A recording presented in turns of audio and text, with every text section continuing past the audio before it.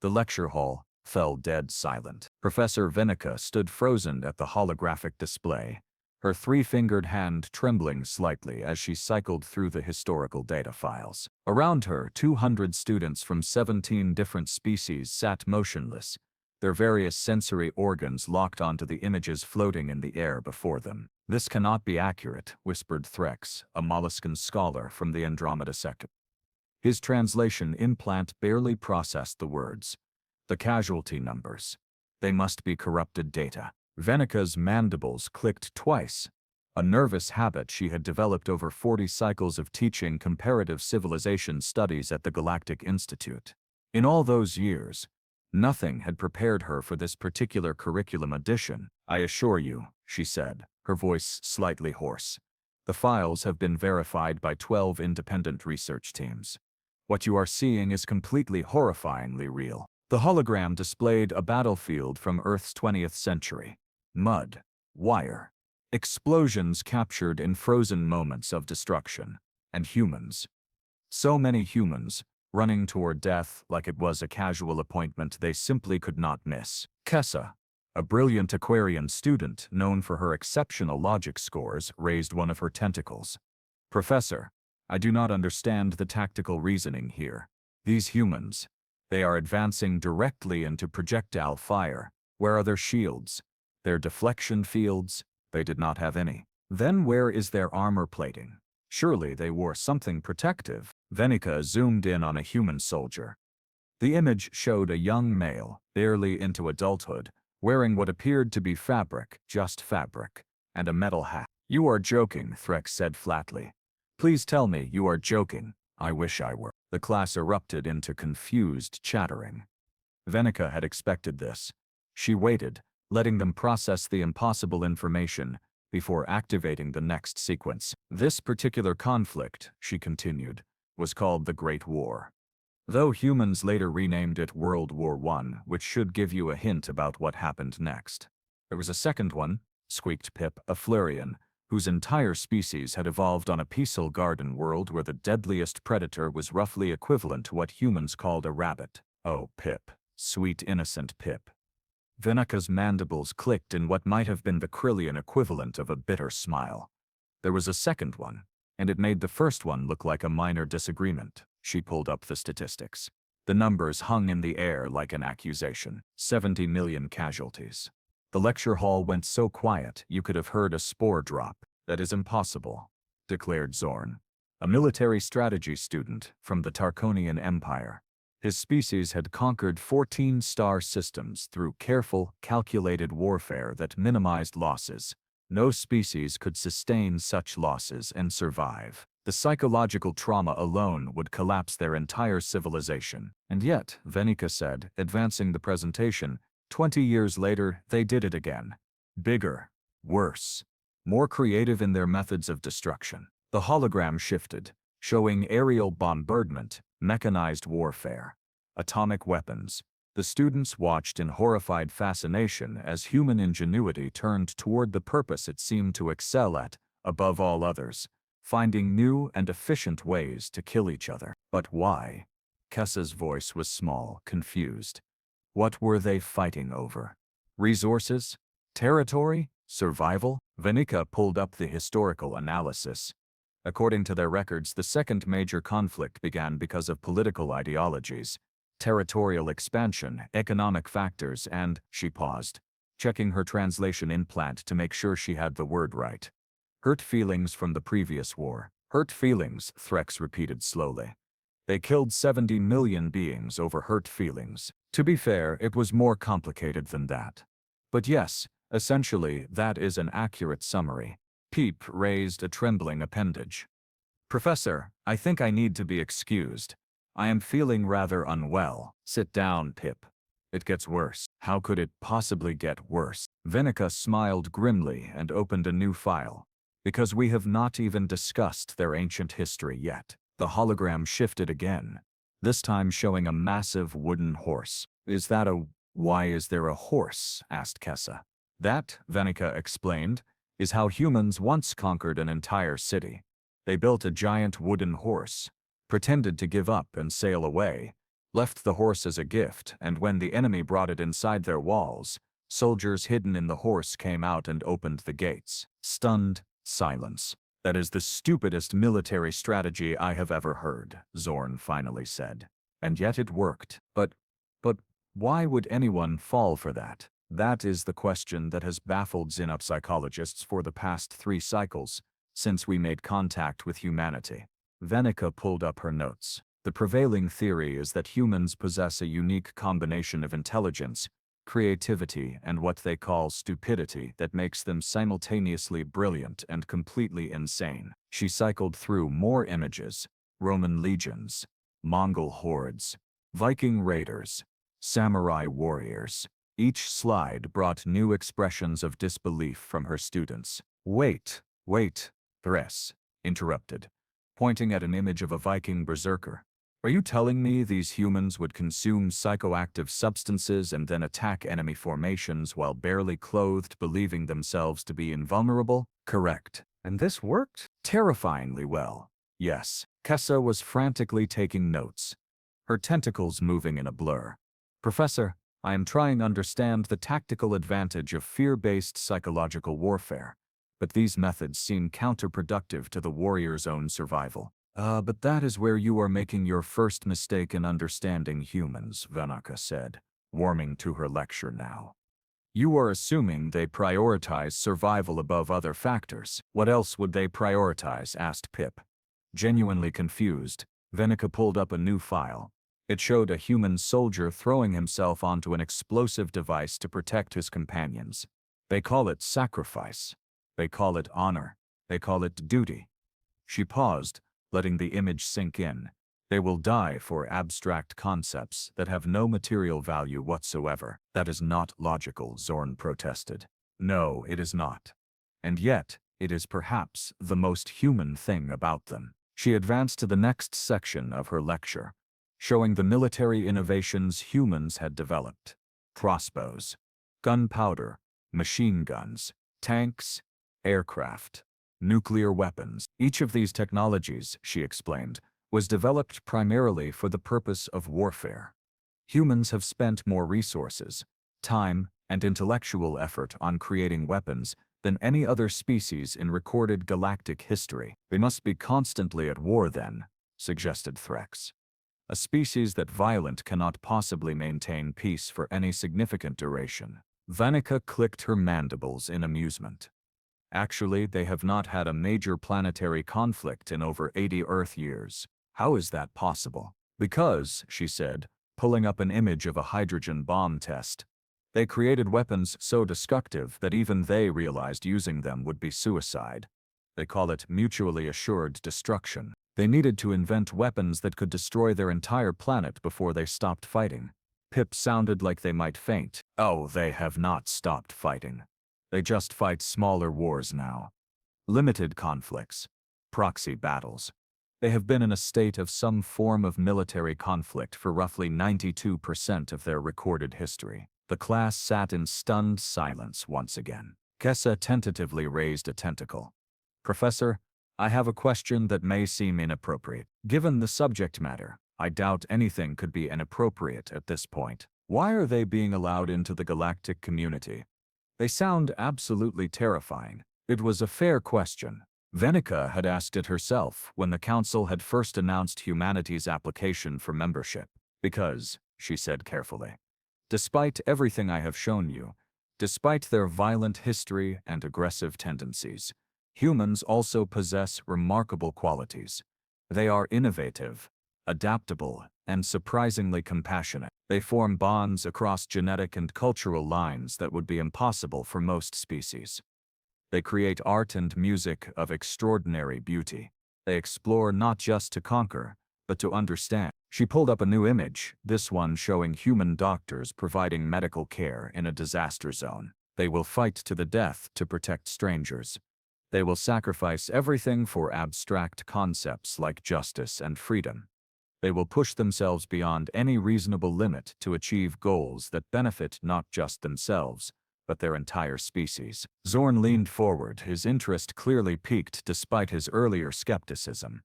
Professor, You said they have not had a major planetary war in 80 years. What stopped them?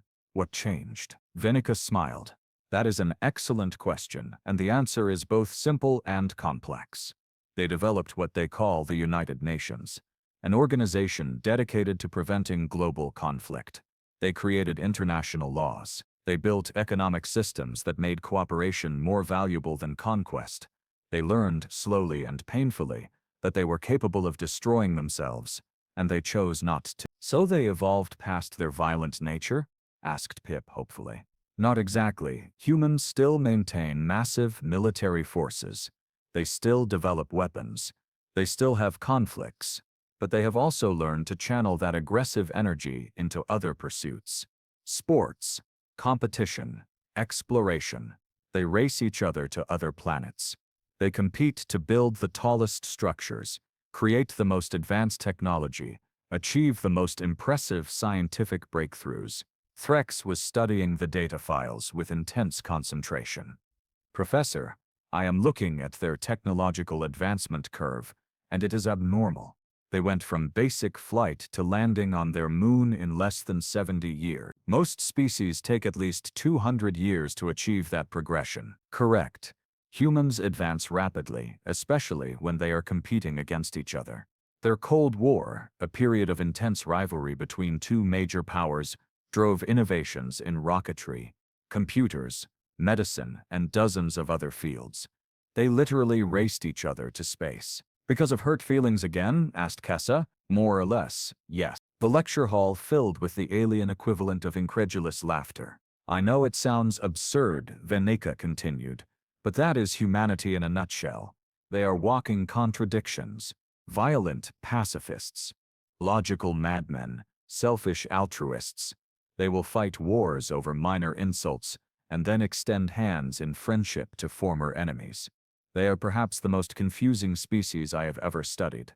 She pulled up one final image for this section, showing a human family. Mother, father, two offspring, all smiling at the camera. This is what you must remember about humans.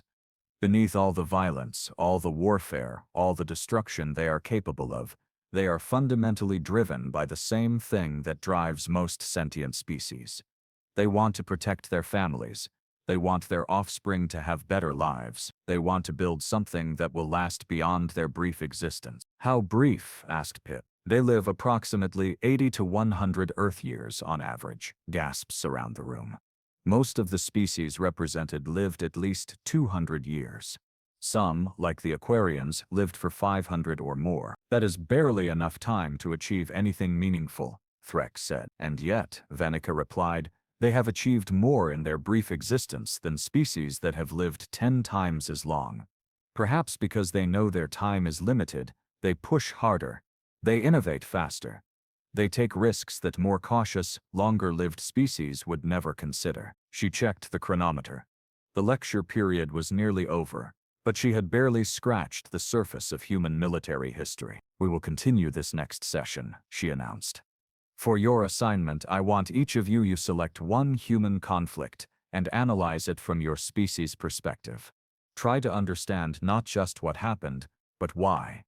Try to comprehend the motivations, the strategies, the outcomes. Fair warning though, the deeper you dig into human history, the more disturbing and fascinating it becomes. The students began gathering their materials, chattering amongst themselves in various languages and communication methods. Venn'ika heard fragments of their conversations. Did you see the part about the trenches? I cannot believe they actually used chemical weapons on each other. My analysis subroutines are struggling to process this data. It contradicts everything I know about logical warfare. As they filed out, Kessa approached the professor's podium, her expression troubled. Professor Venn'ika, may I ask a personal question? Of course, Kessa. Have you met humans in person? Are they as frightening as their history suggests? Venn'ika considered the question carefully. She thought about Ambassador Williams, who had visited the Institute last cycle.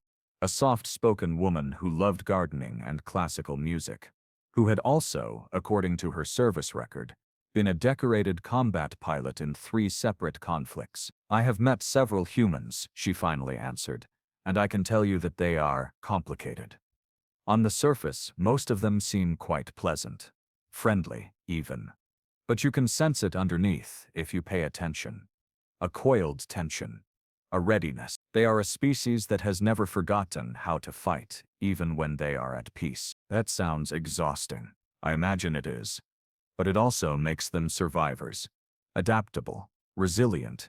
When the Krillian plague hit the outer colonies, human medical teams were the first to respond. They worked around the clock, pushing themselves past exhaustion, refusing to give up even when the situation seemed hopeless. They saved millions of lives, so they use their aggressive nature for good, sometimes, when they choose to. Venn'ika paused. That is what makes them so valuable to the galactic community, and also so dangerous. They have the capacity for tremendous good and terrible evil. Which path they take depends on circumstances, leadership, and choices we cannot always predict. Kessa absorbed this information quietly. I think I will write my paper on the conflict they call Vietnam. The tactical data makes no sense to me. Oh, Kessa. Venn'ika's mandibles clicked in sympathy. You have chosen perhaps the most confusing military conflict in human history. Good luck. After the last student left, Venn'ika stood alone in the empty lecture hall, staring at the frozen hologram of a human soldier from World War II. Young, barely 20 Earth years old, according to the file, he had survived the Normandy landing, fought through France and Germany, and lived to the age of 94. In his later years, he had dedicated his life to peace education, traveling to schools and telling children about the horrors of war. A warrior who became a pacifist. A killer who preached love and understanding. Contradictions, she murmured to herself. Always contradictions. She deactivated the hologram and began preparing for the next lecture. Part 2 would be even harder to teach. She would have to explain guerrilla warfare, asymmetric combat, and terrorism. She would have to help her students understand how humans could be so creative in destroying each other. But she would also show them the aftermath. The peace treaties, the reconciliation. The former enemies who became allies, because that was the other side of humanity's nature. For every conflict, there was also resolution. For every war, there was eventually peace. Even if that peace was just preparation for the next conflict. Her communication device chimed. A message from the department head. Professor Venn'ika, please report to my office immediately. We have a situation. She felt a familiar sensation. What humans would call a sinking feeling in the stomach. What kind of situation? Human Ambassador Williams is here. She wants to supplement your curriculum with first-hand accounts from human veterans. Venn'ika's mandibles clicked rapidly, a sign of extreme anxiety. This was either going to be the most educational experience her students ever had, or it was going to traumatize an entire generation of young scholars, possibly both. She grabbed her datapad and headed for the door, wondering not for the first time if teaching comparative civilization studies was worth the stress. Behind her, the lecture hall's automated system began cleaning, erasing all traces of the day's lesson, but the images remained in her mind. The wars, the weapons, the endless human capacity for violence and heroism, often simultaneously. Tomorrow, she would have to explain to Ambassador Williams that her students were already struggling with the basic concepts of human warfare. Adding personal testimony might push them over the edge. But then again, maybe that was the point. Maybe understanding humanity meant accepting that sometimes you had to be pushed over the edge to see what was on the other side. She just hoped her students were ready for the fall. Ambassador Rebecca Williams stood in the faculty lounge, casually sipping what the Krillians optimistically called coffee. It tasted like burnt moss mixed with regret, but she had learned to smile through worse. Professor Venn'ika entered, her mandibles already clicking in that nervous pattern Rebecca had learned to recognize as anxiety. Ambassador Williams, what a pleasant surprise. Professor, Rebecca set down the terrible coffee. I heard you were teaching a course on human military history. Yes, well, it is part of the standard curriculum for comparative civilization studies. We cover all member species. Right.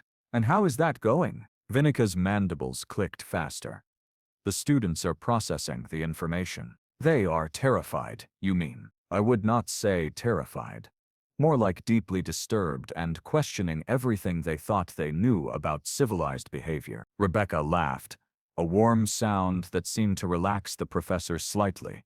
Yeah, that sounds about right. Look, I am not here to interfere with your teaching. I just thought maybe I could help provide some context. Context. Numbers and dates only tell part of the story. These kids, and sorry, I know they are adults by galactic standards, but they are kids to me. They need to understand why we fight, not just how. Venn'ika considered this.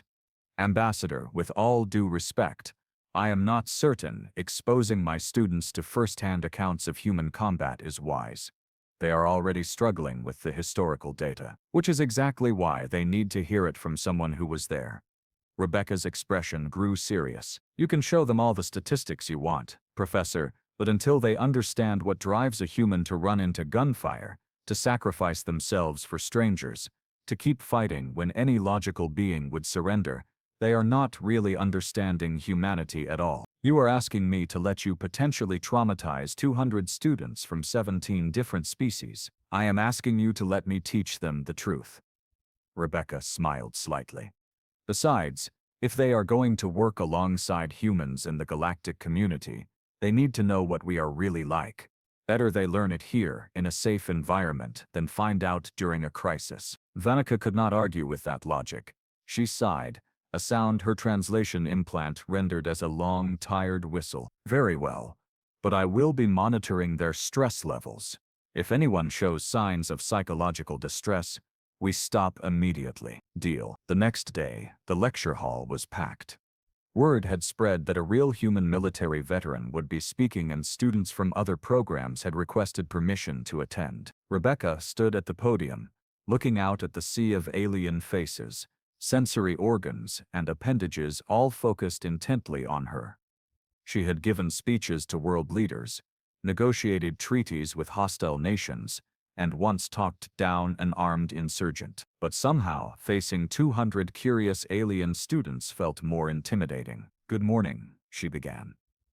I am Ambassador Rebecca Williams, but today I am not here as a diplomat. I am here as someone who served 22 years in the United States Air Force, flew combat missions in 3 separate conflicts, and lost friends who were better people than I will ever be. The room was silent except for the ambient hum of translation implants working overtime. Professor Venn'ika has been teaching you about our history. The wars, the weapons, the body counts. Rebecca paused, but history is not just numbers, it is people. And I want to tell you about some of those people. She activated her own holographic display, showing a photograph of a group of pilots standing in front of a fighterette. This is my squadron from 2019. 12 pilots, 3 different nationalities. We were stationed in the Middle East, flying support missions for peacekeeping operations. She pointed to a tall man with a broad smile. That is Captain James Martinez. Best pilot I ever flew with. He could thread a needle at Mach 2. He also baked cookies for local orphanages every weekend. The students leaned forward, fascinated. One day, we got a distress call from a medical convoy that had been ambushed. They had civilians, including children, pinned down in a canyon with hostile forces on both sides. Rebecca's voice remained steady, but something flickered in her eyes. Martinez volunteered to provide air support. The canyon was narrow, the weather was terrible, and intelligence said there were anti-aircraft weapons in the area. It was a suicide mission by any rational calculation. What happened? Asked Pip, unable to contain the question. He saved them. All of them. Flew into that canyon at speeds that should have torn his aircraft apart, took out the hostile positions, and provided cover until ground forces arrived. Rebecca smiled sadly. He took 3 hits from ground fire. His aircraft was barely flyable. He made it back to base, landed on emergency protocols, climbed out of his cockpit and collapsed. The medics said his adrenaline had been the only thing keeping him conscious. That is incredible, breathed Kessa. That is Tuesday for a human soldier, Rebecca replied. We do not think about it as heroic. We think about it as doing our jobs. Threx raised a tentacle. But Ambassador, the risk-to-reward ratio makes no logical sense. One pilot risking his life for a handful of civilians. Rebecca turned to face him directly. You are right, it makes no logical sense. But humans are not purely logical creatures. We operate on something deeper. We call it conscience. Morality. Some people call it the soul. She paused. We cannot live with ourselves if we do not try to save people, even when trying might kill us. She cycled through more images. Soldiers in various conflicts. Medics treating wounded enemies. Pilots risking their lives to evacuate civilians. Here is what your textbooks will not tell you about human warfare, Rebecca continued. Yes, we are violent. Yes, we have killed millions of our own kind over the course of our history. But we have also developed rules for how we fight. Laws of war. We prohibit certain weapons. We protect civilians. We treat prisoners humanely, or at least we are supposed to. Do you always follow these rules? Asked Zorn skeptically. No, Rebecca admitted. We fail. Sometimes spectacularly. We have committed atrocities that shame our entire species. But here is the thing, we acknowledge them. We teach them in our schools. We build memorials to the victims. We prosecute our own people for war crimes. We try, however, imperfectly, to be better than we were. She pulled up an image of the Nuremberg trials. After World War II, we put our enemies on trial for crimes against humanity. We created international laws defining genocide and war crimes. We said, never again. Rebecca's expression hardened. And then we said it again. And again, because humans are slow learners when it comes to not killing each other. Then how can you claim to be civilized? Demanded a student from the back, a Tarkonian whose translator gave his voice an aggressive edge. Rebecca did not flinch, because civilization is not about being perfect. It is about striving to be better. It is about recognizing our capacity for evil and actively choosing good every single day. She changed the image to show a modern peacekeeping operation. This is what human soldiers do now, mostly. We keep peace. We deliver humanitarian aid. We rebuild infrastructure. We train local security forces. Yes, we still fight when necessary. But we have learned that the gun should be the last resort, not the first response. Venn'ika spoke up from her position at the side of the hall. Ambassador, could you explain something that confuses many of my students? Why do human soldiers continue fighting even when battles appear lost? Most species have clear surrender protocols when victory becomes impossible. Rebecca nodded slowly. That is a complicated question. Part of it is training. We drill it into our soldiers that you never give up. You never surrender, you fight until you cannot fight anymore. Part of it is pride. Nobody wants to be the one who quit. She paused. But a big part of it is that we fight for each other. Not for flags or nations or politicians. We fight for the person next to us. We fight so our friends can go home to their family. She pulled up a new image, this one showing a memorial wall covered in names. These are just some of the people who did not make it home. Every name represents a human being who had dreams, families, futures. Every name represents someone who made the choice to risk everything for something they believed was worth dying for. The lecture hall was so quiet that the environmental system seemed loud by comparison. I want you to understand something, Rebecca continued, her voice softer now. When you work with humans, when you serve alongside us in the galactic community, you need to know what we are capable of. Not to fear us, but to understand us. We will run into burning buildings. We will throw ourselves on grenades. We will give our lives for strangers without hesitation. That is not because we do not value our lives. It is because we value other things more. Like what? Asked Pip quietly. Like duty, honor, love, justice, freedom. Rebecca smiled. I know those sound like abstract concepts to many of you. But for humans, they are as real as gravity. They shape everything we do. Kessa raised a tentacle. Ambassador, I have been researching human conflicts for my assignment. I noticed something unusual. Many of your worst enemies later became your closest allies. How is that possible? Excellent question. Rebecca pulled up images of post-war reconciliation.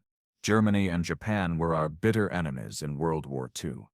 Today they are among our strongest allies. We fought a brutal civil war against ourselves that killed over 500,000 people. Today the regions that fought each other have completely integrated. She paused. Humans can forgive. It is not easy, and it does not happen quickly.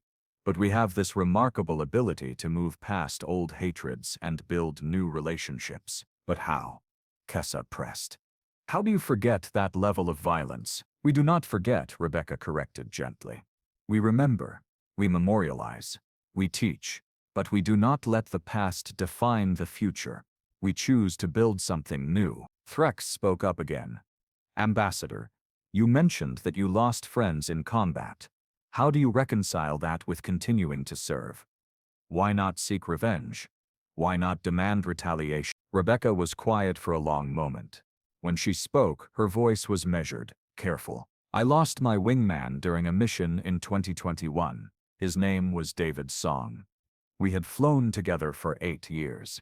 He was the godfather to my daughter. She pulled up a photo of a smiling Asian man in a flight suit. He was shot down during a rescue operation. I watched him eject. I watched him land in hostile territory. I spent 6 hours trying to coordinate a rescue before command ordered me to return to base. The students stared at her, transfixed. They recovered his body 3 days later. I wanted revenge. I wanted to get back in my aircraft and level everything for 100 miles. Rebecca's hands clenched slightly. But that is not what David would have wanted. He believed in the mission. He believed in protecting people, even when it cost him everything. So I honored him by continuing that mission. By being better than my anger. That must have required extraordinary discipline, Venn'ika observed. It required remembering why we fight in the first place.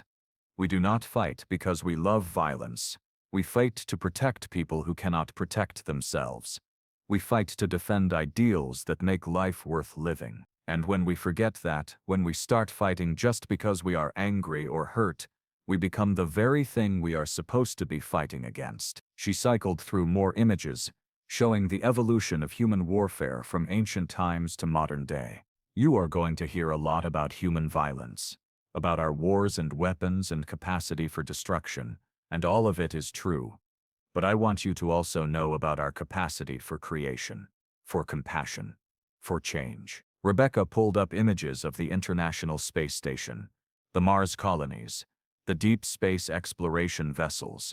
We took the same drive that made us warriors and redirected it toward exploration. The same courage that made us charge machine gun nests now makes us volunteer for one-way trips to distant planets. The same ingenuity that created weapons now creates medicine, technology, art. So humans have evolved past their violent nature? Asked Pip hopefully. Rebecca shook her head. No, we have not evolved past it. We have learned to channel it. There is a difference. We are still aggressive, competitive, sometimes reckless. But we have learned that those traits can build civilizations as easily as they can destroy them. It just depends on where we point them. Zorn leaned forward, clearly engaged now despite his earlier skepticism. Ambassador, what would happen if the galactic community faced an existential threat? How would humans respond? Rebecca smiled, and there was something fierce in that expression that made several students lean back instinctively. We would do what we have always done. We would fight. We would sacrifice. We would find a way to win or die trying. She paused. But more than that, we would inspire others to fight alongside us. Because one thing humans are exceptionally good at is getting other people to believe in causes worth fighting for. Is that a threat? Asked the Tarkonian student suspiciously. No, Rebecca replied calmly. It is a promise. If you accept humanity into the galactic community, you are not just getting our technology or our resources, you are getting our commitment. When we make alliances, we keep them. When we make promises, we honor them. And when we call someone a friend, we will walk through fire for them. She deactivated the holographic display and stood before them without any visual aids, just a human woman in a diplomatic suit. I know what Professor Venn'ika has been teaching you is frightening. Our history is brutal, but it is also the story of how we grew from tribal warfare to global cooperation, from throwing rocks to building starships, from killing each other over borders to working together to reach the stars. Rebecca's voice grew stronger. You want to know if humans are dangerous? Yes, absolutely. But we are also loyal, creative, determined, and stubbornly optimistic even when everything is falling apart. We are messy and contradictory, and we will drive you crazy. But we are also exactly the kind of allies you want when things get tough. Venn'ika stepped forward. I think we have time for a few questions before we need to conclude. Hands, tentacles, appendages, and sensory organs shot up across the lecture hall. Rebecca pointed to a small, crystalline student in the front row who had been silent the entire time. Ambassador Williams, my species has never experienced warfare. We have no concept of military service or combat. How can we possibly understand humans if we have no framework for your most defining characteristic? Rebecca considered the question carefully. Have you ever been afraid? Yes, of course. Have you ever loved someone so much that losing them would break you? Yes. Then you have the framework. Fear and love, those are what drive human soldiers. Fear of failing the people who depend on us. Love for the people we are protecting. Everything else, the tactics and weapons and strategies, those are just details. Another student, this one a towering molluscan, spoke up. Will humans ever stop fighting wars? Honestly, I do not know, Rebecca admitted. I hope so. We have made incredible progress. We have gone decades without major planetary conflicts. We have built institutions designed to prevent war. But we are still human. We still have conflicts. We still have disagreements that sometimes turn violent. She paused. But I can tell you this. Every generation of humans has been less violent than the one before. We are learning. Slowly. Painfully. But we are learning. Kessa raised her tentacle one more time. Ambassador, if you could give us one piece of advice about working with humans, what would it be? Rebecca smiled. Remember that we are not trying to be frightening. Most humans genuinely want peace and cooperation. But we come from a world where danger was everywhere, where we had to fight to survive. That history shaped us. So when we seem aggressive or overly cautious or paranoid about security, it is not because we want to fight. It is because we have learned the hard way that being prepared is the only way to survive. She looked around the room. Give us a chance. Get to know us as individuals. Not just as a species with a violent history. I think you will find that most of us are just trying to do our best in a complicated universe. The lecture ended with sustained applause, which the translation implants rendered as a cacophony of clicking, humming, and vibrating appreciation from multiple species. As the students filed out, chattering excitedly, Venn'ika approached Rebecca. Thank you, Ambassador. That was enlightening and only moderately traumatizing. Rebecca laughed. High praise coming from you, Professor. I must admit, you presented a perspective I had not fully considered. The emotional drivers behind human military action. Venn'ika clicked her mandibles thoughtfully. It makes your species both more comprehensible and more terrifying. Yeah, we get that a lot. They stood together, watching the last students leave, still deep in animated discussions about what they had learned. Professor, can I ask you something? Rebecca said quietly. Of course. Do you think they will accept us? Really accept us, knowing what we are capable of? Venn'ika was quiet for a moment, considering. I think they will accept you because of what you are capable of, not despite it. The galaxy is a dangerous place, Ambassador. There are threats out there that even the most peaceful species recognize. Having allies who know how to fight, who have the courage to stand up to darkness, that is valuable beyond measure. Even if we are violent and unpredictable, especially because you are violent and unpredictable. Venn'ika's mandibles clicked in what Rebecca had learned was amusement. The other species in the galactic community are civilized, rational, predictable. But sometimes civilization needs a little chaos to survive. Sometimes the galaxy needs someone willing to do what others cannot, or will not. Rebecca smiled.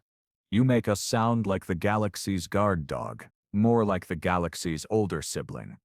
The one who has been through some things, who knows how to handle themselves in a fight, who will protect the younger siblings even when they do not fully understand why protection is necessary. That is surprisingly poetic, Professor. I have been studying humans for 3 cycles now. You are beginning to rub off on me. They both laughed, the sound of it echoing in the empty lecture hall where so many difficult truths had been shared. Later that evening, Pip sat in the student commons area, reviewing notes and trying to process everything that had been taught over the past 2 days. I do not understand them, Pip said to Kessa, who was working on her assignment nearby. How can one species be so contradictory? Kessa looked up from her work. I think that is exactly the point. Humans are not meant to be understood logically. They are meant to be experienced. That is terrifying. Yes, Kessa agreed. But also fascinating. I have been researching their literature, their music, their art. For every war they have fought, they have created beauty. For every weapon they have also built hospitals and schools. They contain multitudes. Threx joined them, dropping his datapad on the table with a thump. I have decided to change my thesis topic. I am going to study human military strategy and its applications to modern peacekeeping operations. You? The same Threx who called humans illogical yesterday? Kessa teased. They are illogical. That is what makes them brilliant. They approach problems from angles no rational being would consider. In warfare, that unpredictability is a massive advantage. Threx pulled up his preliminary research. Look at this. Humans have won battles they should have lost by every tactical calculation, simply because they refused to accept that losing was an option. Zorn approached their table, looking thoughtful. Did you all notice what the ambassador did not say? What do you mean? Asked Pip. She told us about sacrifice and honor, and protecting others. She told us about losing friends and continuing to serve. But she never once glorified war itself. She spoke about it as a necessary evil, not as something desirable. So, Threx prompted. So, I think humans have learned something that many warrior species never figure out. Victory in war is not the goal. Peace is the goal. War is just the terrible path sometimes required to reach it. They all sat quietly, considering that. Finally, Pip spoke up. I think I am still frightened of humans. But I also think I want to know them better. Is that strange? No, Kessa said gently. I think that is exactly the right response. Respect tinged with caution. Fascination tempered with wisdom. She returned to her work. Besides, if humans join the galactic community, we will be working alongside them for the rest of our lives. Better to understand them now than to remain ignorant and afraid. Above them, through the transparent dome of the student commons, the stars glittered against the darkness of space. Somewhere out there, Earth hung in the void, a small blue world that had produced the most paradoxical species in known galactic history. Warriors and poets. Destroyers and creators. Humans. And soon, if the Council approved their application, they would be fellow citizens of a galaxy that had no idea what it was getting into. But perhaps that was exactly what the galaxy needed. A little unpredictability, a little courage, a little human stubbornness in the face of impossible odds. The students returned to their work, their perspectives forever changed by 2 days of learning about humanity's long, bloody, beautiful journey from primitive violence to the edge of the stars. They would write their papers, they would pass their exams, they would graduate and move on to distinguished careers throughout the galaxy. But they would never forget the lesson they learned in Professor Venn'ika's class, that sometimes the most dangerous species is not the one you should fear most. Sometimes it is the one you should be most grateful to call your ally.